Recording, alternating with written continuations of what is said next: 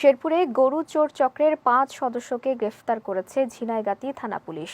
দুপুরে এক প্রেস ব্রিফিংয়ে বিষয়টি নিশ্চিত করেন পুলিশ সুপার আকরাম হোসেন। তিনি জানান, গত ১২ই মে উপজেলার জরাকুড়া গ্রামের কৃষক মোহাম্মদ শাহজাহান মিয়ার গোয়ালঘর থেকে ৫টি গরু চুরি হয়।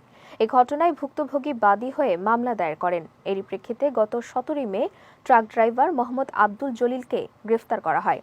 পরে তার দেয়া তথ্যমতে জেলার ভুয়াপুর থানায় অভিযান চালিয়ে অপর ৪ জনকে গ্রেফতার এবং চুরি হওয়া গরুগুলো উদ্ধার করা হয়। গ্রেফতারকৃতরা আন্তঃজেলা চোরা কারবারি দলের সদস্য এবং তাদের নামে বিভিন্ন থানায় একাধিক চুরি ও মাদক মামলা রয়েছে বলেও জানান পুলিশ সুপার। অপরাধ সংগঠনের পিছনে কারা আছে এবং এই অপরাধ সংগঠনের উদ্দেশ্য কি সেটা খুঁজে বের করা। এই ক্ষেত্রে আমরা এই কাজটা সঠিকভাবে করতে পেরেছি। আমাদের তদন্ত কাজ চলছে এবং এর সঙ্গে আরও বড় কোনো চক্র বা জেলার চোর সংগঠন বা চোরেরা যুক্ত আছে কিনা সেটা আমরা খুঁজে বের করার চেষ্টা করব।